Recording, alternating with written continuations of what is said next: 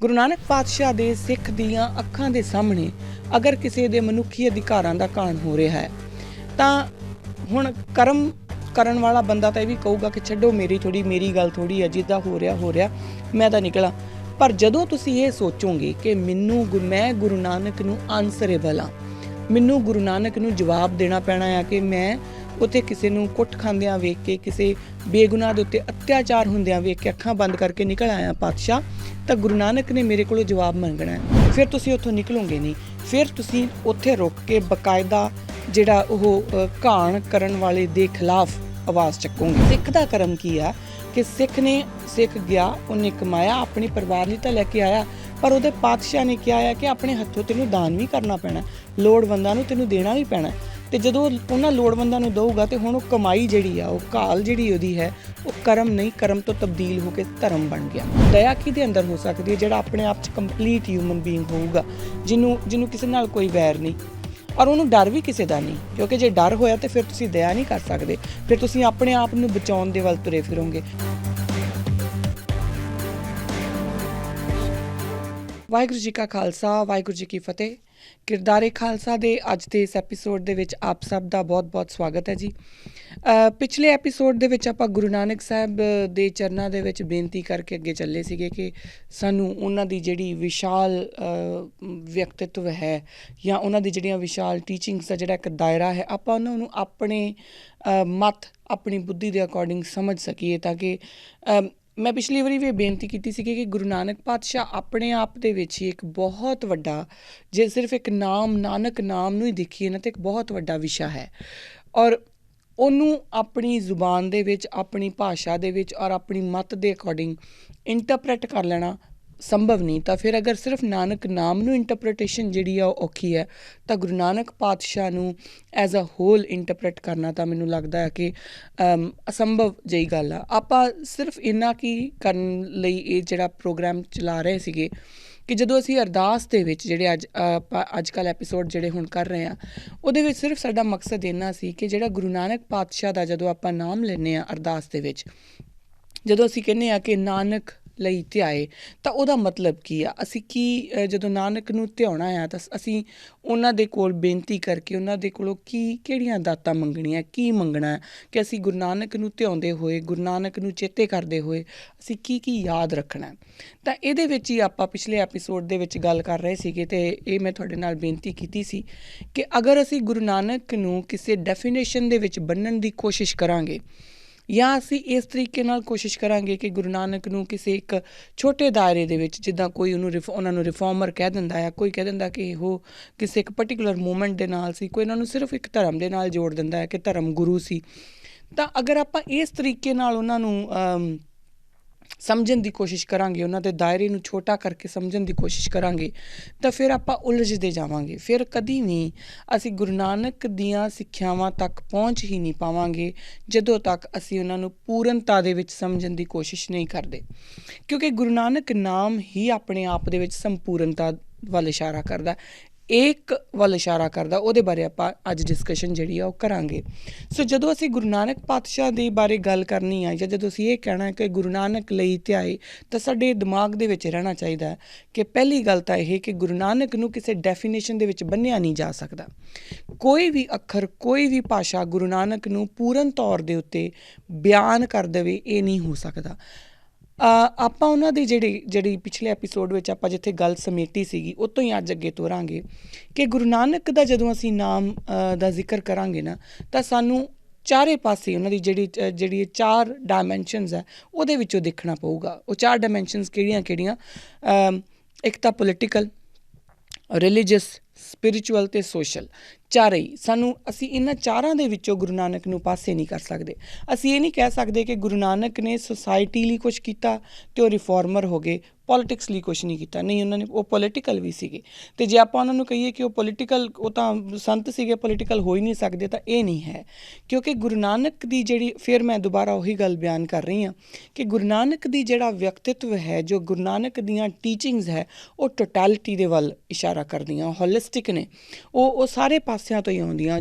ਗੁਰੂ ਨਾਨਕ ਦੇ ਸਿੱਖ ਨੂੰ ਸੋਸਾਇਟੀ ਵਾਸਤੇ ਵੀ ਓਨਾ ਹੀ ਰਿਸਪੋਂਸੀਬਲ ਹੋਣਾ ਪਊਗਾ ਜਿੰਨਾ ਉਹਨਾਂ ਨੂੰ ਪੋਲੀਟਿਕਸ ਵਾਸਤੇ ਰਿਸਪੋਂਸੀਬਲ ਹੋਣਾ ਪਊਗਾ, ਜਿੰਨਾ ਔਰ ਇਕੁਅਲੀ ਰਿਲੀਜੀਅਸ ਐਂਡ ਸਪਿਰਿਚੁਅਲਿਟੀ ਵਾਸਤੇ ਵੀ ਰਿਸਪੋਂਸੀਬਲ ਗੁਰੂ ਨਾਨਕ ਦੇ ਸਿੱਖ ਨੂੰ ਹੋਣਾ ਪਊਗਾ। ਜੇ ਕੋਈ ਗੁਰੂ ਨਾਨਕ ਦਾ ਸਿੱਖ ਇਹ ਕਹਿੰਦਾ ਕਿ ਮੈਂ ਤਾਂ ਜੀ ਸਿਰਫ ਨਾਮ ਜਪਣਾ ਆ ਅਤੇ ਆਪਣਾ ਮੈਂ ਆਪਣਾ ਅੱਗਾ ਸਵਾਰਨਾ, ਮੈਨੂੰ ਰਾਜਨੀਤੀ ਨਾਲ ਕੀ, ਮੈਨੂੰ ਪੋਲੀਟਿਕਸ ਨਾਲ ਕੀ, ਮੈਂ ਇਹ ਪੋਲੀਟੀਕਲ ਹਾਂ, ਤਾਂ ਮਾफ़ ਕਰਨਾ ਫਿਰ ਅਸੀਂ ਗੁਰੂ ਨਾਨਕ ਦੇ ਪੂਰਨ ਸਿੱਖ ਨਹੀਂ ਹੋ ਸਕਦੇ। ਕਿਉਂਕਿ ਗੁਰੂ ਨਾਨਕ ਦਾ ਜਦੋਂ ਜਿਹੜਾ ਪੂਰਨ ਸਿੱਖ ਹੈ ਉਹ ਗੁਰੂ ਨਾਨਕ ਦੇ ਕੋਲੋਂ ਜਿਹੜਾ ਓਟ ਆਸਰਾ ਲੈ ਕੇ, ਉਹਨਾਂ ਦੀ ਇੱਕ ਸੇਧ ਲੈ ਕੇ ਉਹ ਬਾਬਰ ਨੂੰ ਜਾਬਰ ਕਹੂਗਾ, ਅਤੇ ਜਦੋਂ ਉਹ ਬਾਬਰ ਨੂੰ ਜਾਬਰ ਕਹੂਗਾ ਤਾਂ ਉਹ ਆਪਣੇ ਆਪ ਪੋਲੀਟੀਕਲ ਹੋ ਗਿਆ। ਫਿਰ ਤੁਸੀਂ ਇਹ ਪੋਲੀਟੀਕਲ ਨਹੀਂ ਹੋ ਸਕਦੇ, ਫਿਰ ਤੁਸੀਂ ਇਹ ਨਹੀਂ ਕਹਿ ਸਕਦੇ ਕਿ ਮੈਂ ਤਾਂ ਇਹ ਪੋਲੀਟੀਕਲ ਹਾਂ ਕਿਉਂਕਿ ਅਸੀਂ ਸਿਰਫ ਨਾਮ ਜਪਣਾ ਆ। ਨਾਮ ਜਪਣਾ ਆ ਉਹ ਇੱਕ ਡਾਇਮੈਂਸ਼ਨ ਆ, ਪਰ ਉਹਦੇ ਨਾਲ ਨਾਲ ਤੁਹਾਡਾ ਹਰ ਇੱਕ ਚੀਜ਼ ਦੇ ਉੱਪਰ ਜੋ ਜਿੱਥੇ ਕਿਤੇ ਵੀ ਹਿਊਮਨ ਰਾਈਟਸ ਦਾ ਘਾਣ ਹੋ ਰਿਹਾ ਆ, ਤੁਹਾਡਾ ਉਹਦੇ 'ਤੇ ਆਵਾਜ਼ ਚੱਕਣਾ ਓਨਾ ਹੀ ਜ਼ਰੂਰੀ ਹੈ ਜਿੰਨਾ ਤੁਹਾਡਾ ਆਪਣੇ ਘਰ ਦੇ ਵਿੱਚ ਬੈਠ ਕੇ ਗੁਰਬਾਣੀ ਸਿਮਰਨਾ, ਨਾਮ ਸਿਮਰਨਾ ਓਨਾ ਹੀ ਜ਼ਰੂਰੀ ਤੁਹਾਡੇ ਲਈ ਹਮੇਸ਼ਾ ਆਵਾਜ਼ ਚੱਕਣਾ ਹੋਊਗਾ। ਕਿਉਂਕਿ ਗੁਰੂ ਨਾਨਕ ਦੀ ਸਿੱਖੀ ਜਿਹੜੀ ਹੈ, ਫਿਰ ਉਹੀ ਗੱਲ ਰਿਪੀਟ ਕਰ ਰਹੀ ਹਾਂ ਕਿ ਉਹ ਟੋਟੈਲਿਟੀ ਦੀ ਗੱਲ ਕਰਦੀ ਹੈ।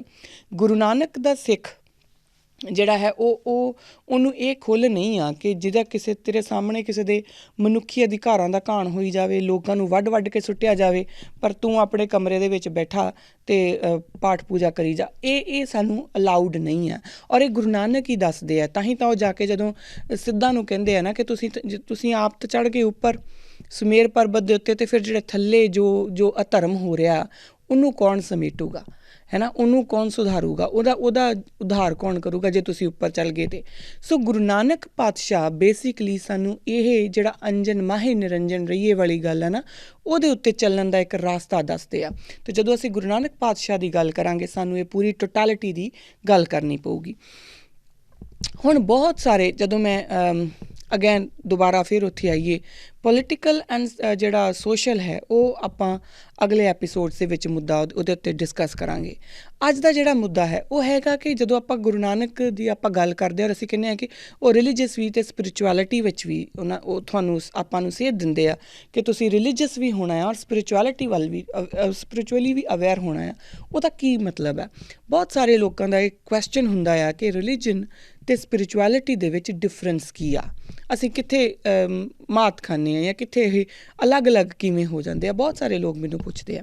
ਤਾਂ ਅੱਜ ਦਾ ਜਿਹੜਾ ਐਪੀਸੋਡ ਆ ਮੈਨੂੰ ਲੱਗਦਾ ਕਿ ਆਪਾਂ ਇਸੇ ਚੀਜ਼ ਨੂੰ ਨਿਖਾਰ ਲਈਏ ਤਾਂ ਫਿਰ ਸਾਨੂੰ ਸਮਝਣਾ ਸੌਖਾ ਹੋ ਜਾਊਗਾ ਕਿ ਗੁਰੂ ਨਾਨਕ ਦਾ ਧਰਮ ਅਤੇ ਜਿਹੜੀ ਅਧਿਆਤਮਿਕਤਾ ਆ ਉਹ ਕੀ ਆ ਬੇਸਿਕਲੀ।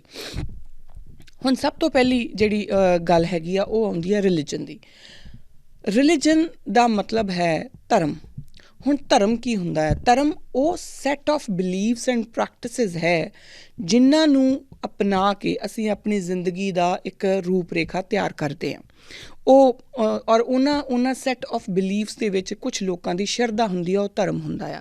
ਹੁਣ ਸਾਡੇ ਗੁਰੂ ਨਾਨਕ ਪਾਤਸ਼ਾਹ, ਇਹ ਮੈਂ ਪਿਛਲੀ ਵਾਰੀ ਵੀ ਬੇਨਤੀ ਕੀਤੀ ਸੀਗੀ ਕਿ ਜਦੋਂ ਸਾਨੂੰ ਗੁਰੂ ਨਾਨਕ ਪਾਤਸ਼ਾਹ ਜਿਹੜੇ ਹੈਗੇ ਆ ਉਹ ਸਾਨੂੰ ਇੱਕ ਰਸਤੇ 'ਤੇ ਚੱਲਣ ਦਾ ਇੱਕ ਮਾਰਗ ਦੱਸ ਦਿੰਦੇ ਆ, ਹੈ ਨਾ, ਕਿ ਅਗਰ ਤੁਸੀਂ ਸਿੱਧ ਗੋਸ਼ਟੀ ਵਿੱਚ ਜਾਣਾ ਤਾਂ ਤੁਸੀਂ ਕਿਸ ਤਰੀਕੇ ਨਾਲ ਗੋਸ਼ਟੀ ਕਰਨੀ ਹੈ।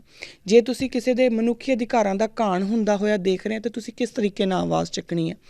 ਹੁਣ ਅਗਰ ਤਾਂ ਕਿਉਂਕਿ ਬਾਬਰ ਨੇ ਗੁਰੂ ਨਾਨਕ ਪਾਤਸ਼ਾਹ ਨੂੰ ਸਿੱਧਾ ਤਾਂ ਕੁਛ ਕਿਹਾ ਨਹੀਂ ਨਾ, ਤਾਂ ਗੁਰੂ ਨਾਨਕ ਪਾਤਸ਼ਾਹ ਜਾਂ ਉੱਥੋਂ ਸਿੱਧਾ ਨਿਕਲ ਵੀ ਸਕਦੇ ਸੀਗੇ, ਇਹ ਗੱਲ ਆਪਾਂ ਪਿਛਲੇ ਵਾਰੀ ਕੀਤੀ ਹੈ, ਲੇਕਿਨ ਉਹ ਉੱਥੇ ਖੜ੍ਹੇ ਹੁੰਦੇ ਆ, ਉਹ ਬਾਕਾਇਦਾ ਉਹਦੀ ਕਚਹਿਰੀ ਦੇ ਵਿੱਚ ਪੇਸ਼ ਹੋ ਕੇ ਉਹਨੂੰ ਕਹਿੰਦੇ ਆ ਕਿ ਤੂੰ ਗਲਤ ਆ, ਔਰ ਫਿਰ ਚੱਕੀ ਵੀ ਪੀਸਦੇ ਆ, ਹੈ ਨਾ, ਉਹ ਜੇਲ੍ਹ ਵੀ ਕੱਟਦੇ ਆ। ਹੁਣ ਇਸੇ ਚੀਜ਼ ਨੂੰ ਗੁਰੂ ਦਾ ਸਿੱਖ ਜਿਹੜਾ ਗੁਰੂ ਨਾਨਕ ਪਾਤਸ਼ਾਹ ਦਾ ਸਿੱਖ ਆਪਣੀ ਜ਼ਿੰਦਗੀ ਦੇ ਵਿੱਚ ਕਿੱਦਾਂ ਕਰੂਗਾ? ਗੁਰੂ ਨਾਨਕ ਪਾਤਸ਼ਾਹ ਦੇ ਸਿੱਖ ਦੀਆਂ ਅੱਖਾਂ ਦੇ ਸਾਹਮਣੇ ਅਗਰ ਕਿਸੇ ਦੇ ਮਨੁੱਖੀ ਅਧਿਕਾਰਾਂ ਦਾ ਘਾਣ ਹੋ ਰਿਹਾ ਹੈ ਤਾਂ ਹੁਣ ਕਰਮ ਕਰਨ ਵਾਲਾ ਬੰਦਾ ਤਾਂ ਇਹ ਵੀ ਕਹੂਗਾ ਕਿ ਛੱਡੋ ਮੇਰੀ ਗੱਲ ਥੋੜ੍ਹੀ ਹੈ, ਜਿਹਦਾ ਹੋ ਰਿਹਾ ਮੈਂ ਤਾਂ ਨਿਕਲਾਂ। ਪਰ ਜਦੋਂ ਤੁਸੀਂ ਇਹ ਸੋਚੋਗੇ ਕਿ ਮੈਂ ਗੁਰੂ ਨਾਨਕ ਨੂੰ ਆਨਸਰੇਬਲ ਹਾਂ, ਮੈਨੂੰ ਗੁਰੂ ਨਾਨਕ ਨੂੰ ਜਵਾਬ ਦੇਣਾ ਪੈਣਾ ਆ ਕਿ ਮੈਂ ਉੱਥੇ ਕਿਸੇ ਨੂੰ ਕੁੱਟ ਖਾਂਦਿਆਂ ਵੇਖ ਕੇ, ਕਿਸੇ ਬੇਗੁਨਾਹ ਦੇ ਉੱਤੇ ਅਤਿਆਚਾਰ ਹੁੰਦਿਆਂ ਵੇਖ ਕੇ ਅੱਖਾਂ ਬੰਦ ਕਰਕੇ ਨਿਕਲ ਆਇਆ ਪਾਤਸ਼ਾਹ, ਤਾਂ ਗੁਰੂ ਨਾਨਕ ਨੇ ਮੇਰੇ ਕੋਲੋਂ ਜਵਾਬ ਮੰਗਣਾ ਹੈ, ਮੈਂ ਰਿਸਪੋਂਸੀਬਲ ਹਾਂ ਗੁਰੂ ਨਾਨਕ ਨੂੰ ਜਵਾਬ ਦੇਣ ਦਾ। ਫਿਰ ਤੁਸੀਂ ਉੱਥੋਂ ਨਿਕਲੋਗੇ ਨਹੀਂ, ਫਿਰ ਤੁਸੀਂ ਉੱਥੇ ਰੁਕ ਕੇ ਬਾਕਾਇਦਾ ਜਿਹੜਾ ਉਹ ਘਾਣ ਕਰਨ ਵਾਲੇ ਦੇ ਖਿਲਾਫ ਆਵਾਜ਼ ਚੱਕੋਗੇ, ਆਪਣੀ ਆਵਾਜ਼ ਬੁਲੰਦ ਕਰੋਗੇ, ਔਰ ਜਿਹਦੇ ਉੱਤੇ ਅਤਿਆਚਾਰ ਹੋ ਰਿਹਾ ਉਹਦੀ ਮਦਦ ਲਈ ਅੱਗੇ ਆਓਗੇ। ਉਦੋਂ ਤੁਹਾਡਾ ਕਰਮ ਜਿਹੜਾ ਹੈ ਉਹ ਧਰਮ ਹੋ ਗਿਆ, ਕਿਉਂਕਿ ਤੁਸੀਂ ਜੋ ਕੀਤਾ ਉਹ ਗੁਰੂ ਨਾਨਕ ਪਾਤਸ਼ਾਹ ਨੂੰ ਜਵਾਬਦੇਹ ਆਪਣੇ ਆਪ ਨੂੰ ਸਮਝ ਕੇ ਕੀਤਾ। ਉਸ ਸਮੇਂ ਉਹ ਤੁਹਾਡਾ ਜਿਹੜਾ ਕਰਮ ਹੈ ਉਹ ਧਰਮ ਦੇ ਵਿੱਚ ਤਬਦੀਲ ਹੋ ਗਿਆ। ਹੁਣ ਇਹੀ ਗੱਲ ਜਿਹੜੀ ਹੈਗੀ ਆ ਸਾਨੂੰ ਗੁਰਬਾਣੀ ਦੇ ਵਿੱਚ ਹੀ ਗੁਰੂ ਪਾਤਸ਼ਾਹ ਅਸੀਂ ਆਪਣੀ ਜੀਵਨ ਨਿਰਬਾਹ ਕਿੱਦਾਂ ਕਰਨਾ ਆ, ਅਸੀਂ ਆਪਣੀ ਜ਼ਿੰਦਗੀ ਨੂੰ ਕਿਸ ਤਰੀਕੇ ਨਾਲ ਜੀਣਾ ਆ, ਉਹਦੇ ਬਾਰੇ ਸਾਨੂੰ ਪੁਆਇੰਟਸ ਦਿੰਦੇ ਆ ਗੁਰੂ ਪਾਤਸ਼ਾਹ। ਘਾਲ ਖਾਏ ਕੁਛ ਹੱਥੋਂ ਦੇ, ਹੈ ਨਾ, ਉਹ ਕੀ ਆ ਕਿ ਜਿਹੜਾ ਆਪ ਆਪਣੀ ਮਿਹਨਤ ਕਰਕੇ ਆਪ ਤਾਂ ਖਾਏ ਹੀ ਖਾਏ, ਪਰ ਨਾਲ ਕੁਛ ਅੱਗੇ ਕਿਸੇ ਨੂੰ ਜਿਹੜਾ ਹੋਰ ਲੋੜਵੰਦਾਂ ਦੀ ਵੀ ਮਦਦ ਕਰੇ, ਹੈ ਨਾ। ਹੁਣ ਇਹ ਕੀ ਆ, ਹਰ ਇੱਕ ਬੰਦਾ ਆਪਣੇ ਘਰੋਂ ਕਮਾਉਣ ਲਈ ਨਿਕਲਦਾ ਆ ਔਰ ਕਮਾ ਕੇ ਲੈ ਕੇ ਆਉਂਦਾ, ਉਹ ਕਰਮ ਹੈ। ਪਰ ਸਿੱਖ ਦਾ ਕਰਮ ਕੀ ਆ ਕਿ ਸਿੱਖ ਗਿਆ, ਉਹਨੇ ਕਮਾਇਆ, ਆਪਣੇ ਪਰਿਵਾਰ ਲਈ ਤਾਂ ਲੈ ਕੇ ਆਇਆ, ਪਰ ਉਹਦੇ ਪਾਤਸ਼ਾਹ ਨੇ ਕਿਹਾ ਆ ਕਿ ਆਪਣੇ ਹੱਥੋਂ ਤੈਨੂੰ ਦਾਨ ਵੀ ਕਰਨਾ ਪੈਣਾ, ਲੋੜਵੰਦਾਂ ਨੂੰ ਤੈਨੂੰ ਦੇਣਾ ਵੀ ਪੈਣਾ। ਅਤੇ ਜਦੋਂ ਉਹਨਾਂ ਲੋੜਵੰਦਾਂ ਨੂੰ ਦਊਗਾ ਤਾਂ ਹੁਣ ਉਹ ਕਮਾਈ ਜਿਹੜੀ ਆ, ਉਹ ਘਾਲ ਜਿਹੜੀ ਉਹਦੀ ਹੈ, ਉਹ ਕਰਮ ਨਹੀਂ, ਕਰਮ ਤੋਂ ਤਬਦੀਲ ਹੋ ਕੇ ਧਰਮ ਬਣ ਗਿਆ, ਕਿਉਂਕਿ ਉਹ ਆਪਣੇ ਗੁਰੂ ਨਾਨਕ ਪਾਤਸ਼ਾਹ ਦੇ ਪਾਇਆਂ ਪੂਰਨਿਆਂ ਦੇ ਉੱਤੇ ਚੱਲ ਰਿਹਾ ਆ। ਇਸੇ ਚੀਜ਼ ਨੂੰ ਜਦੋਂ ਗੁਰਬਾਣੀ ਦੇ ਵਿੱਚ ਗੁਰੂ ਪਾਤਸ਼ਾਹ ਕਹਿੰਦੇ ਨੇ ਧੌਲ ਧਰਮ ਦਇਆ ਕਾ ਪੂਤ, ਕਿ ਜਿਹੜਾ ਜਿਸ ਧੌਲ ਦੇ ਉੱਤੇ ਕਹਿੰਦੇ ਨੇ ਨਾ ਕਿ ਧਰਤੀ ਖੜੀ ਹੈ, ਉਹ ਬੇਸਿਕਲੀ ਧੌਲ ਕੀ ਆ, ਉਹ ਕਹਿੰਦੇ ਉਹ ਧਰਮ ਹੈ। ਔਰ ਧਰਮ ਕੌਣ ਹੈ? ਦਇਆ ਕਾ ਪੂਤ। ਸੋ ਗੁਰੂ ਨਾਨਕ ਦਾ ਸਿੱਖ, ਜਦੋਂ ਤੁਸੀਂ ਕਿਸੇ ਨੂੰ ਵੀ ਦੇਖੋਗੇ, ਚਾਹੇ ਉਹਦੇ ਉੱਤੇ ਅਤਿਆਚਾਰ ਹੁੰਦਿਆਂ ਹੋਇਆ ਜਾਂ ਕਿਸੇ ਨੂੰ ਕਿਸੇ ਮੁਸੀਬਤ ਦੇ ਵਿੱਚ, ਅਤੇ ਜੇ ਤੁਹਾਡੇ ਅੰਦਰ ਦਇਆ ਪਨਪਦੀ ਹੈ ਤਾਂ ਫਿਰ ਤੁਹਾਡਾ ਉਹ ਧਰਮ ਬਣ ਗਿਆ। ਕਿਉਂਕਿ ਧਰਮ ਤੁਹਾਡੇ ਆਪਣੇ ਗੁਰੂ ਨੇ, ਗੁਰੂ ਨਾਨਕ ਪਾਤਸ਼ਾਹ ਨੇ ਸਾਨੂੰ ਧਰਮ ਦੀ ਪਰਿਭਾਸ਼ਾ ਹੀ ਇਹ ਦਿੱਤੀ ਆ ਕਿ ਉਹ ਦਇਆ ਦਾ ਪੂਤ ਹੈ। ਧੌਲ ਧਰਮ ਦਇਆ ਕਾ ਪੂਤ, ਕਿ ਜਿਸ ਧੌਲ ਦੇ ਉੱਤੇ ਧਰਤੀ ਖੜੀ ਹੈ ਉਹ ਕੀ ਆ, ਉਹ ਧਰਮ ਹੈ। ਔਰ ਧਰਮ ਕੀ ਹੈ? ਦਇਆ ਕਾ ਪੂਤ ਹੈ। ਹੁਣ ਜਿਸ ਸਿੱਖ ਦੇ ਅੰਦਰ ਦਇਆ ਨਹੀਂ ਹੈ, ਚਾਹੇ ਉਹ ਕਿਸੇ ਤਰੀਕੇ ਦੀ ਵੀ ਦਇਆ ਹੋਵੇ, ਚਾਹੇ ਆਪਾਂ ਇੱਕ ਸਾਡੇ ਬਹੁਤ ਵਾਰੀ ਅਸੀਂ ਇਹੋ ਜਿਹੀਆਂ ਗਲਤੀਆਂ ਅੱਜ ਕੱਲ੍ਹ ਕਰਦੇ ਹਾਂ ਕਿ ਅਸੀਂ ਆਪਣੀ ਇੱਕ ਈਗੋ ਦੇ ਵਿੱਚ ਆ ਕੇ ਅਸੀਂ ਕਹਿੰਦੇ ਛੱਡੋ ਖਹਿੜਾ, ਉਹ ਜੋ ਉਹਨੂੰ ਉਹਦੀ ਲਾਈਫ 'ਚ ਜੋ ਹੁੰਦਾ ਹੋਈ ਜਾਣ ਦਿਓ। ਪਰ ਜੇ ਸਾਡੇ ਅੰਦਰ ਦਇਆ ਨਹੀਂ ਪਨਪ ਰਹੀ ਨਾ, ਅਤੇ ਉਦੋਂ ਅਸੀਂ ਸਮਝ ਲਈਏ ਕਿ ਅਸੀਂ ਗੁਰੂ ਨਾਨਕ ਤੋਂ ਕੋਸਾਂ ਦੂਰ ਜਾ ਚੁੱਕੇ ਹਾਂ। ਕਿਉਂਕਿ ਜਦੋਂ ਅਸੀਂ ਗੁਰੂ ਨਾਨਕ ਦਾ ਨਾਮ ਲਵਾਂਗੇ, ਸਾਨੂੰ ਜਿਹੜੀ ਦਇਆ ਹੈ ਉਹ ਸਾਡੇ ਅੰਦਰ ਆਉਣੀ ਆ। ਤਾਂ ਜਿਹੜੀ ਪਹਿਲੀ ਚੀਜ਼ ਆਪਾਂ ਗੁਰੂ ਪਾਤਸ਼ਾਹ ਦੇ ਕੋਲੋਂ ਜਦੋਂ ਅਸੀਂ ਕਹਿੰਦੇ ਹਾਂ ਗੁਰੂ ਨਾਨਕ ਲਈ ਧਿਆਏ, ਤਾਂ ਅਸੀਂ ਉਹਨਾਂ ਕੋਲੋਂ ਧਰਮ ਮੰਗਦੇ ਹਾਂ, ਕਿਉਂਕਿ ਗੁਰੂ ਨਾਨਕ ਨੇ ਸਾਨੂੰ ਧਰਮ ਦਿੱਤਾ ਹੈ, ਧਰਮ ਦਾ ਰਾਹ ਦਿੱਤਾ ਹੈ। ਤਾਂ ਧਰਮ ਦਾ ਰਾਹ ਜਿਹੜਾ ਹੈ ਉਹਦੇ ਵਿੱਚ ਸਭ ਤੋਂ ਪਹਿਲੀ ਗੱਲ ਹੀ ਆ ਉਹ ਦਇਆ, ਕਿ ਪਾਤਸ਼ਾਹ ਮੈਂ ਕਦੀ ਵੀ, ਮੇਰੇ ਅੰਦਰ ਕਦੀ ਵੀ ਮੈਂ ਇੰਨਾ ਹੰਕਾਰਿਆ ਨਾ ਜਾਵਾਂ ਜਾਂ ਮੈਂ ਇੰਨੀ ਹੰਕਾਰੀ ਨਾ ਜਾਵਾਂ ਕਿ ਮੇਰੇ ਅੰਦਰੋਂ ਦਇਆ ਖਤਮ ਹੋਣੀ ਸ਼ੁਰੂ ਹੋ ਜੇ। ਕਿਉਂਕਿ ਜਿੱਥੇ ਦਇਆ ਖਤਮ ਹੋਣੀ ਸ਼ੁਰੂ ਹੋ ਗਈ, ਉੱਥੇ ਸਮਝੋ ਕਿ ਆਪਾਂ ਗੁਰੂ ਨਾਨਕ ਦੇ ਰਾਹ ਦੇ ਉੱਤੋਂ, ਗੁਰੂ ਨਾਨਕ ਪਾਤਸ਼ਾਹ ਨੇ ਜੋ ਸਾਨੂੰ ਧਰਮ ਦਿੱਤਾ, ਆਪਾਂ ਉਹਦੇ ਤੋਂ ਪਰੇ ਹੁੰਦੇ ਜਾਵਾਂਗੇ। ਸੋ ਇਹਦੇ ਵਿੱਚ ਹੁਣ ਜਿਹੜਾ ਧਰਮ ਹੈ ਬੇਸਿਕਲੀ ਉਹ ਬਿਲੀਵਸ ਆ, ਜਿਹੜਾ ਆਪਾਂ ਗੱਲ ਕਰ ਚੁੱਕੇ। ਜਦੋਂ ਤੁਸੀਂ ਕਿਸੇ ਨੂੰ, ਜਿਹੜਾ ਕਰਮ ਤੁਸੀਂ ਇਵੇਂ ਕਰਦੇ ਆ ਕਿ ਤੁਸੀਂ ਕਿਸੇ ਨੂੰ ਜਵਾਬਦੇ ਆ, ਉਹਨਾਂ ਨਿਯਮਾਂ ਨੂੰ ਫੋਲੋ ਕਰਦੇ ਆ। ਹੁਣ ਉਹ ਨਿਯਮ ਵੀ ਜਿਹੜੇ ਉਹ ਕਲਿਆਣਕਾਰੀ ਹੋਣੇ ਚਾਹੀਦੇ ਆ। ਜਿੱਦਾਂ ਦਇਆ ਜਿਹੜੀ ਹੈ, ਹੁਣ ਦਇਆ ਦੇ ਵਿੱਚੋਂ ਹੀ ਬਹੁਤ ਕੁਛ ਨਿਕਲ ਕੇ ਆਉਂਦਾ ਆ। ਦਇਆ ਦੇ ਵਿੱਚੋਂ ਹੀ ਤੁਹਾਡਾ ਇੱਕ ਜਿਹੜਾ ਨਿਰਵੈਰ ਦੀ ਸਥਿਤੀ ਆ ਉਹ ਨਿਕਲ ਕੇ ਆਉਂਦੀ ਆ। ਤੁਸੀਂ ਨਿਰਵੈਰ ਉਦੋਂ ਹੀ ਹੁੰਦੇ ਆ ਜਦੋਂ ਤੁਹਾਡੇ ਅੰਦਰ ਦਇਆ ਆ। ਔਰ ਦਇਆ ਸਾਰਿਆਂ ਲਈ ਬਰਾਬਰ ਹੋਣੀ ਚਾਹੀਦੀ ਆ। ਇਹ ਨਹੀਂ ਕਿ ਕੋਈ ਮੇਰੇ ਵਰਗਾ ਦਿਖਦਾ ਆ ਤਾਂ ਮੈਨੂੰ ਉਹਦੇ ਨਾਲ ਹੀ ਦਇਆ ਹੋਵੇ, ਜਾਂ ਮੈਨੂੰ ਉਹਦੇ ਨਾਲ ਹੀ ਮੋਹ ਹੋਵੇ, ਜਾਂ ਉਹਦੇ ਨਾਲ ਹੀ ਪਿਆਰ ਹੋਵੇ। ਨਹੀਂ, ਕਿਉਂਕਿ ਗੁਰੂ ਨਾਨਕ ਪਾਤਸ਼ਾਹ ਨੇ ਬੜਾ ਕਲੀਅਰ ਕਰ ਦਿੱਤਾ, ਧੌਲ ਧਰਮ ਦਇਆ ਕਾ ਪੂਤ। ਹੁਣ ਜਿਹੜੀ ਧਰਤੀ ਆ ਉਹ ਤਾਂ ਸਾਰਿਆਂ ਦਾ ਹੀ ਭਾਰ ਚੁੱਕ ਕੇ ਬੈਠੀ ਹੈ ਨਾ, ਅਕ੍ਰਿਤ ਗਣਾਂ ਦਾ ਵੀ ਭਾਰ ਚੁੱਕ ਕੇ ਬੈਠੀ ਆ। ਔਰ ਜਦੋਂ ਆਪਾਂ ਗੁਰੂ ਨਾਨਕ ਪਾਤਸ਼ਾਹ ਦੇ ਚਰਨਾਂ ਵਿੱਚ ਬੇਨਤੀ ਕਰਕੇ ਦਇਆ ਦੀ ਉਹਨਾਂ ਨੂੰ ਕਹਾਂਗੇ ਕਿ ਸਾਡੇ ਅੰਦਰ ਇੱਕ ਐਸਾ, ਹੁਣ ਦਇਆ ਕਿਹਦੇ ਅੰਦਰ ਹੋ ਸਕਦੀ ਹੈ? ਜਿਹੜਾ ਆਪਣੇ ਆਪ 'ਚ ਕੰਪਲੀਟ ਹਿਊਮਨ ਬੀਇੰਗ ਹੋਊਗਾ, ਜਿਹਨੂੰ ਕਿਸੇ ਨਾਲ ਕੋਈ ਵੈਰ ਨਹੀਂ, ਔਰ ਉਹਨੂੰ ਡਰ ਵੀ ਕਿਸੇ ਦਾ ਨਹੀਂ। ਕਿਉਂਕਿ ਜੇ ਡਰ ਹੋਇਆ ਤਾਂ ਫਿਰ ਤੁਸੀਂ ਦਇਆ ਨਹੀਂ ਕਰ ਸਕਦੇ, ਫਿਰ ਤੁਸੀਂ ਆਪਣੇ ਆਪ ਨੂੰ ਬਚਾਉਣ ਦੇ ਵੱਲ ਤੁਰੇ ਫਿਰੋਗੇ ਕਿ ਮੈਨੂੰ ਕੋਈ ਕੁਛ ਨਾ ਕਹਿ ਦੇ। ਜੇ ਤੁਸੀਂ ਡਰਦੇ ਆ ਤੇ ਫਿਰ ਆਪਾਂ ਭੱਜੇ ਫਿਰਾਂਗੇ ਕਿ ਨਹੀਂ, ਮੈਨੂੰ ਕੋਈ ਕੁਛ ਨਾ ਕਹਿ ਦੇ। ਅਗਰ ਅੱਜ ਆਪਾਂ ਬਹੁਤੀਆਂ ਥਾਵਾਂ ਦੇ ਉੱਤੇ ਦੇਖੀਏ ਤਾਂ ਬੜੀਆਂ ਜਗ੍ਹਾ ਦੇ ਉੱਤੇ ਜਿੱਥੇ ਮਨੁੱਖੀ ਅਧਿਕਾਰਾਂ ਦਾ ਘਾਣ ਹੁੰਦਾ ਆ, ਤਾਂ ਉਹ ਜਿਹੜੇ ਘਾਣ ਕਰਨ ਵਾਲੇ ਆਪ ਤਾਂ ਨਹੀਂ ਕਰਦੇ, ਉਹ ਆਪਣੇ ਅੱਗੇ ਫੌਜ ਲਾਉਂਦੇ ਆ। ਔਰ ਫੌਜ ਉਹਨਾਂ ਦਾ ਅੰਨ੍ਹੇਵਾਹ ਜਿਹੜਾ ਉਹਨਾਂ ਨੂੰ ਦਿੱਤਾ ਜਾਂਦਾ ਹੁਕਮ, ਉਹ ਕਿਉਂ ਮੰਨਦੀ ਆ? ਕਿਉਂਕਿ ਉਹ ਡਰੇ ਹੋਏ ਲੋਕ ਨੇ। ਉਹਨਾਂ ਨੂੰ ਇਹ ਆ ਕਿ ਜੇ ਅਸੀਂ ਇਹ ਭਾਵੇਂ ਉਹ ਗਲਤ ਹੀ ਕਿਉਂ ਨਹੀਂ ਦੇ ਰਹੇ ਹੁਕਮ, ਪਰ ਜੇ ਉਹ ਹੁਕਮ ਅਸੀਂ ਨਾ ਮੰਨੇ ਤਾਂ ਫਿਰ ਸਾਨੂੰ ਕਿਸੇ ਨਾ ਕਿਸੇ ਤਰੀਕੇ ਨਾਲ ਸਾਡੇ ਬੱਚਿਆਂ ਨੂੰ ਪਾਲਣ ਦੇ ਵਿੱਚ ਸਾਨੂੰ ਔਖਾ ਹੋ ਜਾਊਗਾ, ਸਾਨੂੰ ਨੌਕਰੀ ਤੋਂ ਕੱਢਤਾ ਜਾਊਗਾ, ਹੋ ਸਕਦਾ ਸਾਨੂੰ ਜੇਲ੍ਹ ਵੀ ਹੋ ਜੇ। ਉਦੋਂ ਫਿਰ ਉਹ ਭੈ ਆ ਗਿਆ, ਉਦੋਂ ਫਿਰ ਨਿਰਭਉ ਨਹੀਂ ਰਹੇ। ਔਰ ਇਸੇ ਭੈ ਦੇ ਕਰਕੇ ਹੀ ਜਿਹੜਾ ਹੈ ਉਹ ਦਇਆ ਮਾਈਨਸ ਹੁੰਦੀ ਜਾਂਦੀ ਆ। ਨਹੀਂ ਤਾਂ ਜਿਹੜੇ ਅੱਜ ਵੀ ਜਦੋਂ ਆਪਾਂ ਆਪਣੇ ਫਾਰਮਰ ਪ੍ਰੋਟੈਸਟ ਦੀ ਵੀ ਗੱਲ ਕਰੀਏ ਤਾਂ ਅਸੀਂ ਉੱਥੇ ਦੇਖਦੇ ਹਾਂ ਕਿ ਕਿੰਨੇ ਜਿਹੜੇ ਪੁਲਿਸ ਵਾਲੇ ਆ ਜਾਂ ਜਿਹੜੇ ਉੱਥੇ ਪੈਰਾਮਿਲਟਰੀ ਫੋਰਸਿਸ ਵੀ ਲੱਗੀਆਂ, ਉਹਨਾਂ ਵਿੱਚੋਂ ਬਹੁਤੇ ਜਿਹੜੇ ਉਹ ਫਾਰਮਰਸ ਦੇ ਹੀ ਬੱਚੇ ਆ ਬਹੁਤੇ, ਕਿਉਂਕਿ ਰਾਜਨੇਤਾ ਲੋਕਾਂ ਦੇ ਬੱਚੇ ਕਦੀ ਪੁਲਿਸ ਜਾਂ ਫੌਜ 'ਚ ਨਹੀਂ ਜਾਂਦੇ। ਤਾਂ ਇਹ ਜਿਹੜੇ ਉੱਥੇ ਲੱਗੇ ਹੋਏ ਉਹ ਉਹਨਾਂ ਕਿਸਾਨਾਂ ਦੇ ਹੀ ਬੱਚੇ ਆ। ਪਰ ਫਿਰ ਵੀ ਜਦੋਂ ਲਾਠੀ ਚਾਰਜ ਦਾ ਹੁਕਮ ਹੁੰਦਾ ਉਹ ਲਾਠੀ ਚਾਰਜ ਕਰਦੇ ਆ। ਕਿਉਂ? ਕਿਉਂਕਿ ਉਹਨਾਂ ਨੂੰ ਇਹ ਡਰ ਹੈ ਕਿ ਅਗਰ ਅਸੀਂ ਨਾ ਲਾਠੀ ਚਾਰਜ ਕੀਤਾ ਸਾਡੀ ਨੌਕਰੀ ਖਤਰੇ 'ਚ ਪੈ ਜਾਣੀ ਆ। ਹੁਣ ਅਗਰ ਉਹ ਨਿਰਭਉ ਹੁੰਦੇ, ਗੁਰੂ ਨਾਨਕ ਦੀ ਸਿੱਖੀ ਉਹਨਾਂ ਦੇ ਅੰਦਰ ਹੁੰਦੀ ਔਰ ਉਹ ਨਿਰਭਉ ਹੁੰਦੇ ਤਾਂ ਉਹ ਕਹਿੰਦੇ ਕਿ ਜਿਹੜੀ ਚੀਜ਼ ਜਾਂਦੀ ਹੈ ਜਾਵੇ, ਪਰ ਮੈਂ ਕਿਸੇ ਕਮਜ਼ੋਰ ਦੇ ਉੱਤੇ ਜਾਂ ਮੈਂ ਕਿਸੇ ਮਜ਼ਲੂਮ ਦੇ ਉੱਤੇ ਅਤਿਆਚਾਰ ਨਹੀਂ ਕਰਨਾ ਜਾਂ ਮੈਂ ਕਿਸੇ ਬੇਗੁਨਾਹ ਦੇ ਉੱਤੇ ਅਤਿਆਚਾਰ ਨਹੀਂ ਕਰਨਾ। ਉਹ ਦਇਆ ਉਹਨਾਂ ਦੇ ਅੰਦਰ ਪਣਪਣੀ ਸੀਗੀ, ਪਰ ਉਹ ਨਹੀਂ ਪਣਪੀ ਕਿਉਂਕਿ ਉੱਥੇ ਭੈ ਆ ਗਿਆ। ਔਰ ਭੈ ਦੇ ਵਿੱਚੋਂ ਹੁਣ ਜਦੋਂ ਉਹਨਾਂ ਨੇ ਲਾਠੀ ਚਾਰਜ ਕੀਤਾ, ਇੱਧਰੋਂ ਰਿਟੈਲੀਏਟ ਹੋਇਆ ਤਾਂ ਆਪਣੇ ਆਪ ਹੀ ਵੈਰ ਬਣ ਗਿਆ। ਸੋ ਨਿਰਭਉ ਅਤੇ ਨਿਰਵੈਰ ਆਪਸ 'ਚ ਕਨੈਕਟਡ ਨੇ, ਜੋ ਕਿ ਗੁਰੂ ਨਾਨਕ ਦੀ ਸਿੱਖੀ ਦੇ ਵਿੱਚੋਂ ਆਪਾਂ ਨੂੰ ਇੱਕ ਬਹੁਤ ਵੱਡਾ ਫਲਸਫਾ ਮਿਲਦਾ ਆ। ਹੁਣ ਇਹਦੇ ਵਿੱਚ ਫਿਰ ਉੱਥੇ ਹੀ ਗੱਲ ਆ ਗਈ, ਆਪਾਂ ਧਰਮ ਦੀ ਹੀ ਗੱਲ ਕਰ ਰਹੇ ਸੀਗੇ। ਅਤੇ ਜਦੋਂ ਆਪਾਂ ਗੁਰੂ ਨਾਨਕ ਪਾਤਸ਼ਾਹ ਨੂੰ ਦਾ ਨਾਮ ਅਰਦਾਸ ਦੇ ਵਿੱਚ ਲਿਆ ਕਰੀਏ ਤਾਂ ਸਭ ਤੋਂ ਪਹਿਲਾਂ ਝੋਲੀ ਅੱਡ ਕੇ ਕਿਆ ਕਰੀਏ, ਪਾਤਸ਼ਾਹ ਸਾਨੂੰ ਧਰਮ ਦੀ ਦਾਤ ਬਖਸ਼। ਔਰ ਧਰਮ ਜਿਹੜਾ ਹੈ, ਮੈਂ ਪਿਛਲੀ ਵਾਰੀ ਵੀ ਬੇਨਤੀ ਕੀਤੀ ਸੀਗੀ ਕਿ ਬਹੁਤ ਸਾਰੇ ਲੋਕ ਜਿਹੜੇ ਨੇ, ਖਾਸ ਤੌਰ 'ਤੇ ਜਿਹੜੇ ਖੱਬੇ ਪੱਖੀ ਜਿਹੜੇ ਲੋਕ ਹੁੰਦੇ ਆ, ਉਹਨਾਂ ਨੇ ਧਰਮ ਨੂੰ ਇਸ ਤਰੀਕੇ ਨਾਲ ਪ੍ਰਚਾਰਿਆ ਹੈ। ਕੁਛ ਕੁ ਸਾਡੇ ਆਪਣੇ ਲੋਕਾਂ ਦੀ ਵੀ ਜਿਹੜੀ ਨਲਾਇਕੀ ਲਾ ਲਓ ਜਾਂ ਅਨਪੜ੍ਹਤਾ ਲਾ ਲਓ ਜਿਹੜੀ ਉਹ ਰਹੀ ਕਿ ਉਹਨਾਂ ਦੀਆਂ ਗੱਲਾਂ ਉਹਨਾਂ ਨੂੰ ਐਜ਼ ਇਟ ਇਜ਼ ਹੀ ਆਉਣ ਦਿੱਤੀਆਂ। ਧਰਮ ਨੂੰ ਬਹੁਤ ਹੀ ਨੈਗੇਟਿਵ ਜਿਹੜਾ ਕਨੋਟੇਸ਼ਨ ਦੇ ਨਾਲ ਦਿੱਤਾ ਆ। ਧਰਮ ਧਰਮ ਇਹ ਨਹੀਂ ਹੈ ਕਿ ਜੇ ਤੁਸੀਂ ਜਿਹਦੀ ਗੱਲ ਖੱਬੇ ਪੱਖੀ ਲੋਕ ਕਹਿੰਦੇ ਉਹ ਅਧਿਆਤਮ ਹੈ, ਉਹਦੇ ਬਾਰੇ ਵੀ ਆਪਾਂ ਗੱਲ ਕਰਾਂਗੇ। ਪਰ ਧਰਮ ਸਿਰਫ ਉਹ ਬਿਲੀਵਸ ਹੁੰਦੇ ਆ, ਉਹ ਸੈੱਟ ਆਫ ਬਿਲੀਫ, ਉਹ ਪ੍ਰਿੰਸੀਪਲਸ ਹੁੰਦੇ ਆ ਜਿਨ੍ਹਾਂ ਦੇ ਉੱਤੇ ਚੱਲਦੇ ਹੋਏ ਤੁਸੀਂ ਆਪਣੀ ਜ਼ਿੰਦਗੀ ਦਾ ਗੁਜ਼ਾਰਾ ਕਰਦੇ ਆ, ਨਿਰਬਾਹ ਕਰਦੇ ਆ। ਔਰ ਉਹ ਜਿਹੜੇ ਬਿਲੀਵਸ ਨੇ ਉਹ ਵੀ ਰਾਈਟੀਅਸ ਹੋਣੇ ਚਾਹੀਦੇ ਆ, ਉਹ ਵੀ ਕਲਿਆਣਕਾਰੀ ਹੋਣੇ ਚਾਹੀਦੇ ਆ, ਮਨੁੱਖਤਾ ਦੇ ਵਾਸਤੇ ਹੋਣੇ ਚਾਹੀਦੇ ਆ।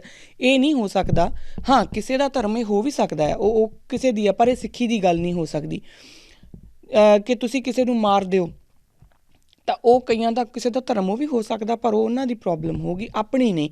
ਸਿੱਖੀ ਦੇ ਵਿੱਚ ਇਹ ਗੱਲ ਜਿਹੜੀ ਆ, ਜਦੋਂ ਆਪਾਂ ਸਿੱਖੀ ਦੀ ਗੱਲ ਕਰਾਂਗੇ ਤਾਂ ਇੱਕ ਰਾਈਟੀਅਸ ਲਾਈਫ ਸਟਾਈਲ ਕੀ ਆ ਕਿ ਤੁਸੀਂ ਇੱਕ ਸੁਸਾਇਟੀ ਦੇ ਵਿੱਚ ਰਹਿ ਕੇ ਸੁਸਾਇਟੀ ਦੇ ਵਾਸਤੇ ਆਪਣੀਆਂ ਰਿਸਪੋਂਸੀਬਿਲਿਟੀਜ਼ ਨੂੰ ਪੂਰਾ ਕਿੱਦਾਂ ਕਰਨਾ, ਆਪਣੀ ਜ਼ਿੰਦਗੀ ਦੇ ਵਿੱਚ ਕਿਸ ਤਰੀਕੇ ਦੇ ਨਾਲ ਜ਼ਿੰਦਗੀ ਨੂੰ ਅੱਗੇ ਚਲਾਉਣਾ ਆ।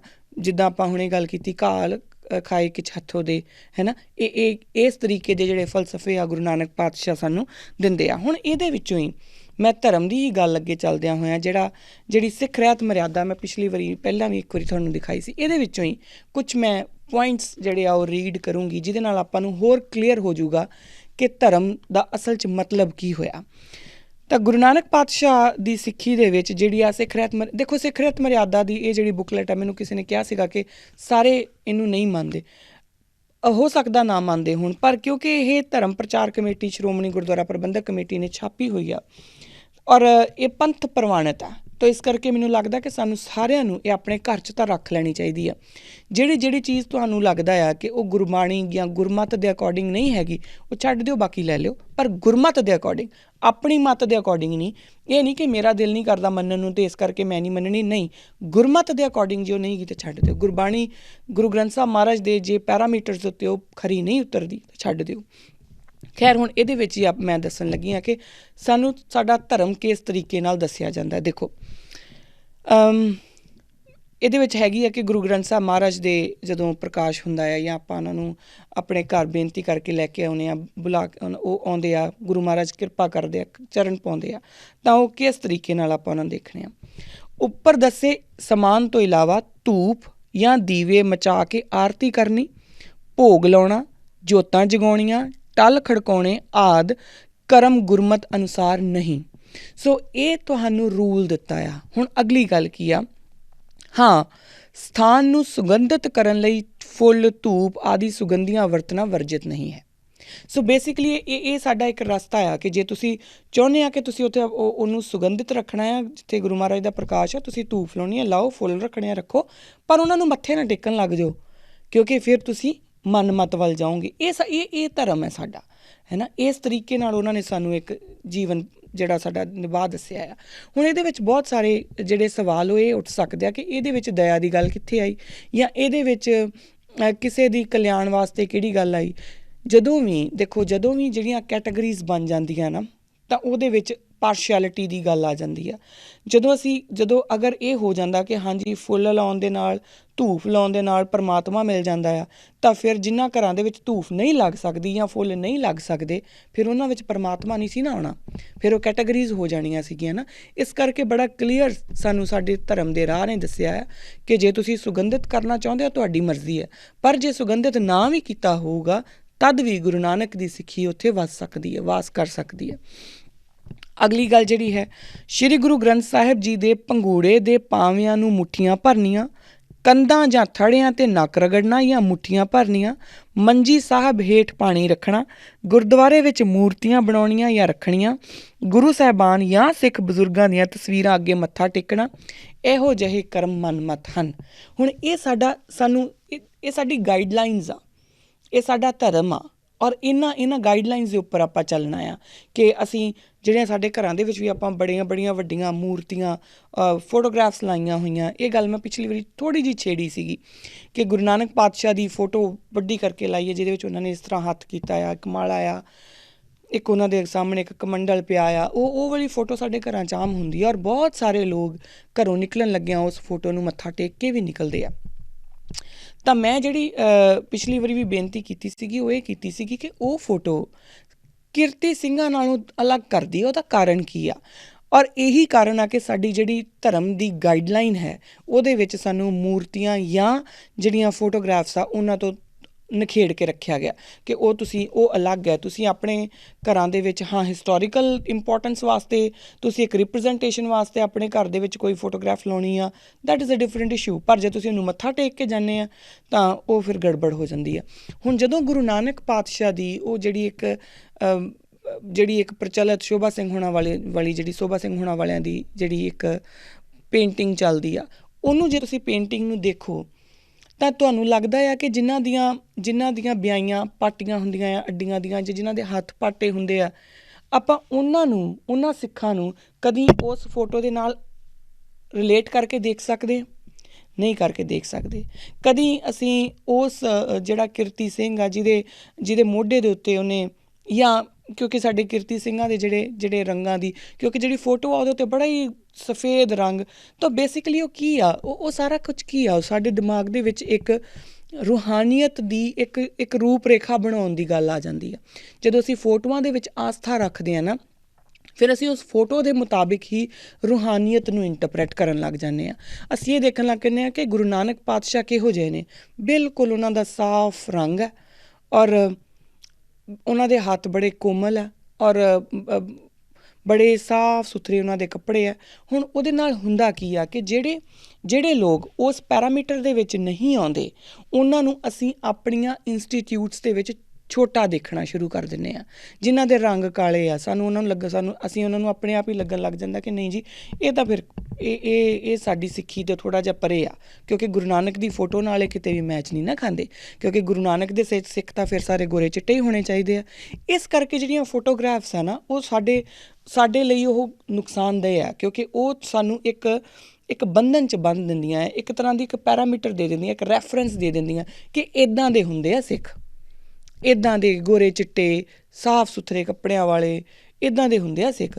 ਜਿਹੜੇ ਆ ਕਿਰਤੀ ਲੋਕ ਆਏ ਤਾਂ ਸਿੱਖ ਹੁੰਦੇ ਹੀ ਨਹੀਂ, ਜਿਨ੍ਹਾਂ ਦੇ ਕਈਆਂ ਲੋਕਾਂ ਦੇ ਜਿਹੜੇ ਮਕੈਨਿਕ ਦਾ ਕੰਮ ਕਰਦੇ ਆ, ਉਹਨਾਂ ਦੇ ਨਹੁੰਆਂ ਦੇ ਵਿੱਚ ਵੀ ਉਹ ਪਰਮਾਨੈਂਟ ਕਾਲੇ ਹੋ ਜਾਂਦੇ ਆ। ਫਿਰ ਕਿਆ ਉਹ ਗੁਰੂ ਦੇ ਸਿੱਖ ਨਹੀਂ ਹੋ ਸਕਦੇ? ਕਿਉਂਕਿ ਜਿਹੜੀਆਂ ਉਹ ਫੋਟੋਆਂ ਉਹ ਸਾਨੂੰ ਉਹੋ ਜਿਹੇ ਰੈਫਰੈਂਸ ਕੱਢ ਕੇ ਦੇ ਦਿੰਦੀਆਂ ਆ। ਇਸ ਕਰਕੇ ਜਿਹੜੀਆਂ ਫੋਟੋਗ੍ਰਾਫਸ ਆ ਉਹਨਾਂ ਤੋਂ ਸਾਨੂੰ ਵਰਜਿਤ ਆ ਕਿ ਨਹੀਂ, ਅਸੀਂ ਕਿਸੇ ਫੋਟੋ ਨੂੰ ਨਹੀਂ ਮੰਨਦੇ।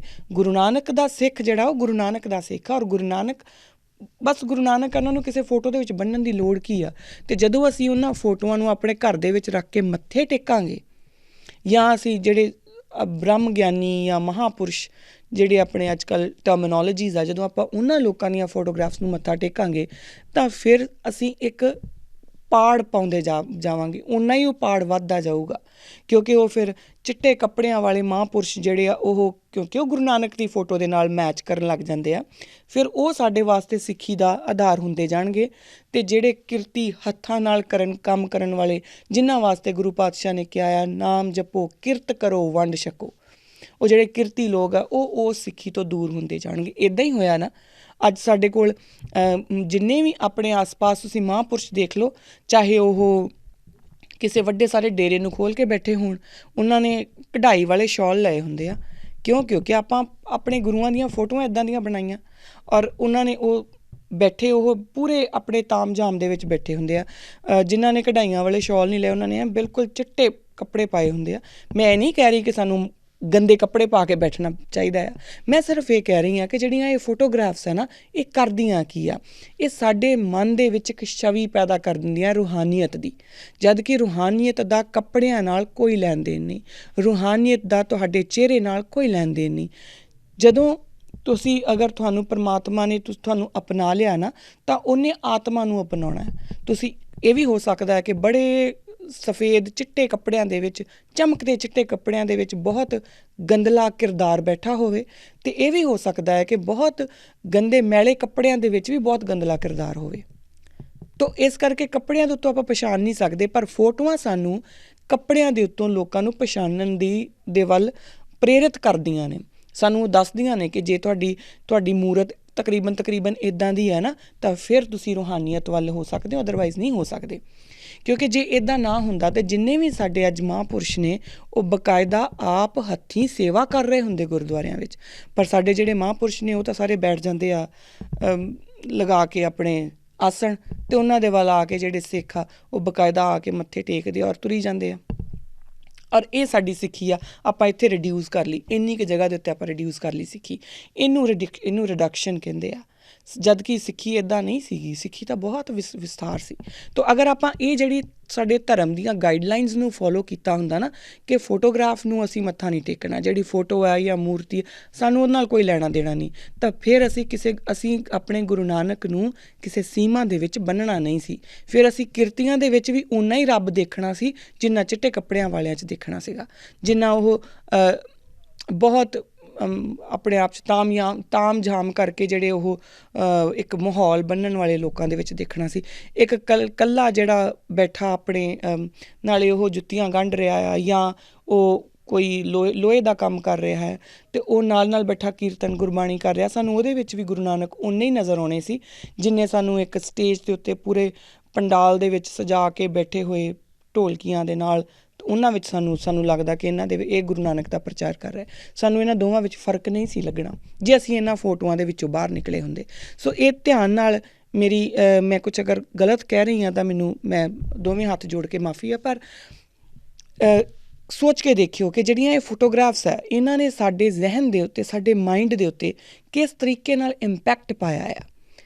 ਜਦੋਂ ਵੀ ਅਸੀਂ ਅੱਖਾਂ ਬੰਦ ਕਰਦੇ ਹਾਂ ਅਤੇ ਅਗਰ ਅਸੀਂ ਗੁਰੂ ਨਾਨਕ ਦੀ ਫੋਟੋ ਨੂੰ, ਵਾਕਈ ਬਹੁਤ ਸਾਰੇ ਲੋਕ ਆ ਜਿਹੜੇ ਕਹਿੰਦੇ ਕਿ ਸਾਨੂੰ ਗੁਰੂ ਨਾਨਕ ਦੀ ਫੋਟੋ ਦੇਖ ਕੇ ਲੱਗਦਾ ਕਿ ਗੁਰੂ ਨਾਨਕ ਪਾਤਸ਼ਾਹ ਸਾਡੇ ਨਾਲ ਗੱਲ ਕਰ ਰਹੇ ਆ, ਤਾਂ ਅੱਖਾਂ ਬੰਦ ਕਰਕੇ ਦੇਖਿਓ, ਔਰ ਤੁਹਾਨੂੰ ਅਗਰ ਗੁਰੂ ਨਾਨਕ ਦੀ ਉਹੀ ਫੋਟੋ ਨਜ਼ਰ ਆਉਂਦੀ ਆ, ਤਾਂ ਹੁਣ ਉਸ ਫੋਟੋ ਨੂੰ ਜਿਹੜਾ ਰਿਪਲੇਸ ਕਰਨ ਦੀ ਕੋਸ਼ਿਸ਼ ਕਰਿਓ ਕਿ ਇੱਕ ਹੱਥ ਮਿੱਟੀ ਨਾ ਭਰੇ, ਕਿਉਂਕਿ ਜਦੋਂ ਹਲ ਫੜਨਗੇ ਤਾਂ ਹੱਥ ਤਾਂ ਮਿੱਟੀ ਨਾ ਭਰਨਗੇ ਹੀ ਨਾ। ਹੁਣ ਗੁਰੂ ਨਾਨਕ ਦੇ ਜਦੋਂ ਇਸ ਤਰੀਕੇ ਨਾਲ ਕੀਤਾ ਹੁੰਦਾ ਨਾ, ਤਾਂ ਦੇਖਿਓ ਕਿ ਹੱਥ ਦੇ ਉੱਤੇ ਪੂਰੀ ਮਿੱਟੀ ਲੱਗੀ ਹੋਈ ਆ, ਹੈ ਨਾ, ਅਤੇ ਪਸੀਨਾ ਵੀ ਆਇਆ ਹੋਇਆ ਆ। ਉਹਨਾਂ ਦੇ ਜਿਹੜਾ ਉਹਨਾਂ ਨੇ ਉੱਤੋਂ ਕੁੜਤਾ ਪਾਇਆ ਹੋਊਗਾ, ਉਹਦੇ ਵਿੱਚ ਪਸੀਨੇ ਦੇ ਨਾਲ ਉਹ ਨਾਲ ਚਿਪਕਿਆ ਵੀ ਹੋਇਆ। ਗੁਰੂ ਨਾਨਕ ਨੂੰ ਇਸ ਤਰੀਕੇ ਨਾਲ ਇਮੈਜਿਨ ਕਰਨ ਦੀ ਕੋਸ਼ਿਸ਼ ਕਰਿਓ, ਕੋਸ਼ਿਸ਼ ਕਰਕੇ ਦੇਖਿਓ ਕਿ ਤੁਸੀਂ ਕਿਆ ਗੁਰੂ ਨਾਨਕ ਨੂੰ ਇੱਦਾਂ ਇਮੈਜਿਨ ਕਰ ਪਾਉਂਦੇ ਹੋ, ਔਰ ਸਾਨੂੰ ਫਿਰ ਪਤਾ ਲੱਗੂਗਾ ਕਿ ਸਾਡੇ ਦਿਮਾਗ ਦੇ ਉੱਤੇ ਕਿਸ ਤਰੀਕੇ ਨਾਲ ਇਹਨਾਂ ਫੋਟੋਗ੍ਰਾਫਸ ਨੇ ਚੋਟ ਕੀਤੀ ਆ, ਔਰ ਅਸੀਂ ਆਪਣੀ ਸਿੱਖੀ ਜੋ ਸਾਨੂੰ ਗੁਰੂ ਨਾਨਕ ਨੇ ਦਿੱਤੀ ਸੀ, ਜੋ ਸਾਂਝੀ ਸੀ, ਉਹਨੂੰ ਕਿਸ ਤਰੀਕੇ ਨਾਲ ਤੋੜ ਲਿਆ ਆ। ਇਹੀ ਕਾਰਨ ਆ ਕਿ ਅੱਜ ਸਿਕਲੀਗਰ ਸਿੱਖਾਂ ਨੂੰ ਵੇਖ ਕੇ ਸਾਨੂੰ ਦਇਆ ਨਹੀਂ ਆਉਂਦੀ, ਅਤੇ ਬਾਕੀ ਹੋਰ ਦੁਨੀਆ ਦੇ ਵਿੱਚ ਕਿਤੇ ਵੀ ਕੋਈ ਪ੍ਰੋਬਲਮ ਹੁੰਦੀ ਹੈ ਤਾਂ ਸਾਨੂੰ ਲੱਗਦਾ ਕਿ ਨਹੀਂ ਸਾਨੂੰ ਉੱਥੇ ਜਾਣਾ ਚਾਹੀਦਾ, ਜੋ ਕਿ ਜਾਣਾ ਵੀ ਚਾਹੀਦਾ। ਮੈਂ ਇਸ ਗੱਲ ਦੇ ਬਿਲਕੁਲ ਖਿਲਾਫ ਹਾਂ ਕਿ ਜਿਹੜੇ ਕੁਛ ਲੋਕ ਜਿੱਦਾਂ ਕਹਿ ਦਿੰਦੇ ਆ ਕਿ ਨਹੀਂ ਜੀ ਉਹ ਬਾਹਰ ਨਾ ਤੁਸੀਂ ਸੇਵਾ ਕਰੋ, ਆਪਣੇ ਲੋਕਾਂ ਦੀ ਸੇਵਾ ਕਰੋ। ਨਹੀਂ, ਗੁਰੂ ਨਾਨਕ ਦੀ ਸਿੱਖੀ ਸਭ ਲਈ ਸਾਂਝੀ ਆ, ਔਰ ਜਿੱਥੇ ਸੇਵਾ ਦੀ ਗੱਲ ਆਊਗੀ ਉੱਥੇ ਉਹ ਕਿਸੇ ਨੂੰ ਵੀ, ਚਾਹੇ ਉਹ ਜਜ਼ਦੀ ਲੋਕਾਂ ਨੂੰ ਲੋੜ ਪਵੇ, ਚਾਹੇ ਉਹ ਆਸਟ੍ਰੇਲੀਆ ਦੇ ਵਿੱਚ ਬੁਸ਼ ਫਾਇਰ ਹੋਏ, ਚਾਹੇ ਉਹ ਜੋ ਮਰਜ਼ੀ ਹੋਵੇ, ਜਿੱਥੇ ਵੀ ਲੋੜ ਪਊਗੀ ਗੁਰੂ ਨਾਨਕ ਦਾ ਲੰਗਰ ਉੱਥੇ ਜਾਣਾ ਚਾਹੀਦਾ। ਪਰ ਅਸੀਂ ਆਪਣੇ ਜਿਹੜੇ ਸਿੱਕਲੀਗਰ ਸਿੱਖ ਆ, ਸਾਨੂੰ ਉਹਨਾਂ ਦੇ ਕੋਲੋਂ ਜਾਂ ਜਿਹੜੇ ਹੋਰ ਵੀ, ਸਾਨੂੰ ਉਹਨਾਂ ਦੇ ਕੋਲੋਂ ਮੁਸ਼ਕ ਕਿਉਂ ਲੱਗ ਗਿਆ? ਕਿਉਂਕਿ ਇਹ ਜਿਹੜੀਆਂ ਫੋਟੋਗ੍ਰਾਫਸ ਹੈ ਉਹਨਾਂ ਸਾਡੇ ਦਿਮਾਗ ਦੇ ਵਿੱਚ ਇੱਕ ਘੜ ਦਿੱਤਾ ਕਿ ਗੁਰੂ ਨਾਨਕ ਪਾਤਸ਼ਾਹ ਇੱਦਾਂ ਦੇ ਸੀ। ਅਤੇ ਇਹ ਜਿਹੜੇ ਮਾੜੇ ਧਾੜੇ ਜਿਹੇ ਲੋਕ ਹੈ ਨਾ, ਜਿਨ੍ਹਾਂ ਦੇ ਕੱਪੜੇ ਵੀ ਪਾਟੇ ਹੋਏ ਆ, ਜਿਨ੍ਹਾਂ ਦੀ ਦਸਤਾਰ ਵੀ ਮੈਲੀ ਆ, ਇਹ ਤਾਂ ਪਤਾ ਨਹੀਂ ਕਿਹੜੇ ਆ, ਉਹ ਕੈਟਾਗਰੀਜ਼ ਦੇ ਵਿੱਚ ਆਪਾਂ ਵੰਡੇ ਗਏ। ਸੋ ਇੰਨੀ ਕੁ ਮੇਰੀ ਜਿਹੜੀ ਬੇਨਤੀ ਆ ਉਹ ਪ੍ਰਵਾਨ ਕਰੋ। ਮੇਰੇ ਕੋਲੋਂ ਅਨੇਕਾਂ ਹੀ ਭੁੱਲਾਂ ਹੋਈਆਂ ਹੋਣਗੀਆਂ, ਹੁੰਦੀਆਂ ਵੀ ਨੇ। ਸ਼ਾਇਦ ਮੈਂ ਕਈ ਵਾਰੀ ਮੈਨੂੰ ਇਹ ਵੀ ਲੱਗਦਾ ਹੁੰਦਾ ਕਿ ਮੈਂ ਆਪਣੀ ਔਕਾਤ ਤੋਂ ਵੱਧ ਵੀ ਬੋਲ ਜਾਂਦੀ ਹਾਂ, ਜੋ ਮੇਰੀ ਜ਼ੁਬਾਨ ਦੀ ਔਕਾਤ ਨਹੀਂ ਮੈਂ ਉਹ ਵੀ ਬੋਲ ਜਾਂਦੀ ਹਾਂ, ਕਿਉਂਕਿ ਮੈਂ ਕੋਈ ਨਹੀਂ ਹੁੰਦੀ ਕਿਸੇ ਨੂੰ ਜੱਜ ਕਰਨ ਵਾਲੀ। ਪਰ ਫਿਰ ਵੀ ਜਿੰਨਾ ਕੁ ਮੇਰਾ ਅੰਤਰ ਮਨ ਕਹਿੰਦਾ ਆ, ਜਿੰਨਾ ਕੁ ਮੈਨੂੰ ਲੱਗਦਾ ਹੈ ਕਿ ਗੁਰੂ ਨਾਨਕ ਦੀ ਸਿੱਖੀ ਨੂੰ ਜੇ ਕਿਸੇ ਨੇ ਨੈਰੋ ਡਾਊਨ ਕੀਤਾ ਤਾਂ ਉਸ ਖੁਦ ਸਿੱਖਾਂ ਨੇ ਕੀਤਾ ਆ। ਔਰ ਉਹ ਨੈਰੋ ਡਾਊਨ ਹੋਰ ਕਿਸੇ ਤਰੀਕੇ ਨਾਲ ਨਹੀਂ, ਜਿਹੜੀ ਅੱਜ ਕੱਲ੍ਹ ਗੱਲ ਚੱਲਦੀ ਹੈ ਨਾ ਕਿ ਸੈਂਸਸ ਦੇ ਵਿੱਚ ਸਿੱਖ ਲਿਖ ਦਿੱਤਾ ਅਤੇ ਗੁਰੂ ਨਾਨਕ ਦੀ ਸਿੱਖੀ ਨੈਰੋ ਹੋ ਜਾਣੀ ਆ, ਉਹ ਉਹਦੇ ਨਾਲ ਨੈਰੋ ਨਹੀਂ ਹੋਣੀ। ਗੁਰੂ ਨਾਨਕ ਦੀ ਸਿੱਖੀ ਨੈਰੋ ਉਦੋਂ ਹੁੰਦੀ ਆ ਜਦੋਂ ਅਸੀਂ ਆਪਣੇ ਸਿੱਖਾਂ ਦੇ ਵਿੱਚ ਹੀ ਭੇਦ ਵੇਖਣੇ ਸ਼ੁਰੂ ਕਰ ਦਿੰਦੇ ਹਾਂ, ਜਦੋਂ ਅਸੀਂ ਇੱਕ ਹਾਈਫਨ ਪਾ ਕੇ ਦੇਖਣਾ ਸ਼ੁਰੂ ਕਰ ਦਿੰਦੇ ਹਾਂ। ਉਹ ਫਲਾਣਾ ਸਿੱਖ, ਉਹ ਢਮਕਾਣਾ ਸਿੱਖ, ਉਹ ਉਹਦੇ ਵਿੱਚ ਆਉਂਦਾ। ਤਾਂ ਉਹ ਆਉਂਦਾ ਸਿਰਫ ਇਸ ਕਰਕੇ ਆ ਕਿਉਂਕਿ ਅਸੀਂ ਇਹਨਾਂ ਗਾਈਡਲਾਈਨਸ ਤੋਂ ਉਰਾਂ ਪਰਾਂ ਹੋ ਗਏ ਹਾਂ। ਅਸੀਂ ਜਿਹੜੀ ਸਾਡੇ ਧਰਮ ਨੇ ਸਾਨੂੰ ਗਾਈਡਲਾਈਨਸ ਦਿੱਤੀਆਂ ਸੀਗੀਆਂ ਉਸ ਤੋਂ ਪਾਸੇ ਹੋ ਗਏ ਹਾਂ। ਸਾਨੂੰ ਜੋ ਅਸੀਂ ਧਰਮ ਨੂੰ ਬੇਸਿਕਲੀ ਰੂਹਾਨੀਅਤ, ਅਧਿਆਤਮ ਅਤੇ ਧਰਮ ਨੂੰ ਇੱਕੋ ਕਰਕੇ ਜਾਣ ਲਿਆ, ਜਦ ਕਿ ਧਰਮ ਉਹ ਸੈੱਟ ਆਫ ਬਿਲੀਵ ਸੀ, ਉਹ ਪ੍ਰਿੰਸੀਪਲ ਸੀ ਜਿਨ੍ਹਾਂ ਦੇ ਉੱਤੇ ਚੱਲਦੇ ਹੋਏ ਤੁਸੀਂ ਆਪਣੀ ਜ਼ਿੰਦਗੀ ਦਾ ਨਿਰਵਾਹ ਕਰਨਾ ਸੀਗਾ। ਔਰ ਉਹ ਜਿਹੜੇ ਨਿਯਮ ਨੇ ਜੋ ਗੁਰੂ ਨਾਨਕ ਪਾਤਸ਼ਾਹ ਤੁਹਾਨੂੰ ਦਿੰਦੇ ਨੇ, ਉਹ ਹੈ ਨਿਰਵੈਰ ਅਤੇ ਨਿਰਭਉ ਦੇ। ਉਹਨਾਂ ਨਿਯਮਾਂ ਦੇ ਉੱਤੇ ਚੱਲਣਾ ਸੀ ਆਪਾਂ। ਪਰ ਆਪਾਂ ਹਰ ਇੱਕ ਚੀਜ਼ ਨੂੰ ਅਗਰ ਆਪਾਂ ਇੱਕ ਲੈਵਲ ਦੇ ਉੱਤੇ ਲਿਆ ਕੇ ਡੀਕਨਸਟਰਕਟ ਕਰਨਾ ਸ਼ੁਰੂ ਕਰੀਏ ਨਾ, ਤਾਂ ਸਾਨੂੰ ਸਮਝ ਆਉਣੀ ਸ਼ੁਰੂ ਹੋ ਜਾਊਗੀ ਕਿ ਕਿਸ ਤਰੀਕੇ ਨਾਲ ਅਸੀਂ ਇਹਨਾਂ ਬਾਈਨਰੀਜ਼ ਦੇ ਵਿੱਚ ਗਰੀਬ, ਅਮੀਰ, ਗੋਰਾ, ਕਾਲਾ, ਵੱਡਾ, ਛੋਟਾ, ਹੈ ਨਾ, ਪਹੁੰਚ ਵਾਲਾ, ਨਾ ਪਹੁੰਚ ਵਾਲਾ, ਇਹਨਾਂ ਕੈਟਾਗਰੀਜ਼ ਵਿੱਚ ਆਪਾਂ ਕਿੱਦਾਂ ਵੰਡੇ ਗਏ, ਸਾਨੂੰ ਹੌਲੀ ਹੌਲੀ ਸਮਝ ਆਉਣੀ ਸ਼ੁਰੂ ਹੋ ਜਾਊਗੀ ਜੇ ਆਪਾਂ ਇੱਕ ਇੱਕ ਚੀਜ਼ ਨੂੰ ਚਿੱਥਣਾ ਸ਼ੁਰੂ ਕਰ ਦਈਏ ਤਾਂ। ਖੈਰ ਇੰਨੀ ਕੁ ਅੱਜ ਜਿਹੜੀ ਮੇਰੀ ਬੇਨਤੀਆਂ ਪ੍ਰਵਾਨ ਕਰਨਾ। ਕੋਈ ਵੀ ਗਲਤੀ ਹੋ ਗਈ ਹੋਵੇ, ਮੈਂ ਦੋਨੋਂ ਹੱਥ ਜੋੜ ਕੇ ਸਾਰੀ ਸੰਗਤ ਕੋਲੋਂ ਮਾफ़ੀ ਮੰਗਦੀ ਹਾਂ, ਕਿਉਂਕਿ ਬਾਰ ਮੈਂ ਕਹਿੰਦੀ ਹਾਂ ਕਿ ਮੇਰੀ ਸ਼ਾਇਦ ਔਕਾਤ ਵੀ ਨਹੀਂ, ਨਾ ਮੱਤ ਦੀ, ਨਾ ਬੁੱਧ ਦੀ। ਪਰ ਜੋ ਗੁਰੂ ਨਾਨਕ ਪਾਤਸ਼ਾਹ ਜਿਸ ਤਰੀਕੇ ਦੀ ਸੇਵਾ ਉਹ ਲੈਣਾ ਚਾਹੁਣ, ਹਾਜ਼ਰ ਆ।